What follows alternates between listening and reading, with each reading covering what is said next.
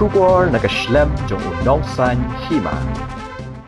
Presiden Jong Kaseng kinong hikay SSA ya kabalatip kumgaming halia Sarva Shiksha Abhiyan School Association abaya keren berkilat patai kubor mentagas sengi kehendreo tarik unailar arajar arbusau hadin gejingnya kendo yu State Project Director Uswapnil Tembe ula pentip bakum Kaseng kala depan airu de gejing tho hau harengkat gejing dawa ban pelat no ya ketulap jong kinong hikay kabadai jong ubenai naitung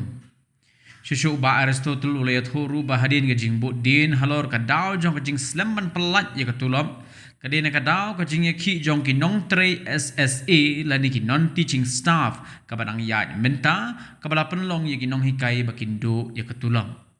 hagaju kopor nakalyang ba Aristotle ula pentip ru balada ka sarkar kamla ban pelat ya ketulop jong ki nong hikai SSA takabaong bakadai na kadau jong ki nong tre SSA Kum Kaseng kalamaham balada jia AA ginong hikai SSA kinon teaching staff jong ka SSA kinhaban shim ni kajing bakli. Nakaliang jongi ka Meghalaya SSA School Association Central Budi Mentakasni nila wan banye kendo ye State Project Director bisa Swamil Tembe office rekam jongi akabangi la summit ro ya kajing tho akabana kaliang jongi association ngibo ya kajing dawa lengba jongi ba kidai ban pelai no marmar ya ketulop jongi ke jong benai match kumban shu pentip jong benai Julai kumban shu pentip ya pi nakaliang jong ka state nakaliang jong ka education department akala dep ban pelai ya ka sanction order syabaro ki district ka absent week jong benai Julai nakabata ban siu ya ketulop syabaro kino hikai SSA nak benta benai Julai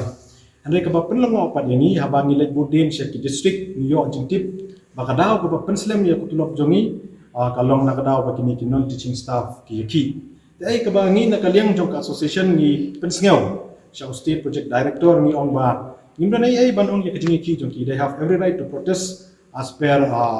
constitution andai mangiru kino hikai SSA nimdan ka hok katkum kajing petkubor jong ka article 21 but ka article 300A jong ka Constitution of India. Kim don hok ban bat ya ka salary jongi. Namar ni kim ka SSA ni fully depend ya naman ka livelihood jongi naka salary jongi. Kim don sho ki alternative source of income. Ikani ka jingi ki jongki da ka ba ki withhold ya ka tulop jongi bat ki detain ya tulop jongi kala kta sikade yani ki don ka SSA. Mana kalian jongi ngila pensngau ngila dawa no State Project Director ba udai ban pelai no marmar ya kani ka tulop jongi. Badane kam bada kani kam urlong nakaliang jongki non teaching staff nada jai ai kino hikai SSA nada kami keno kajing ki nakaliang jongi kino hikai SSA ki habat shim ya kajing ki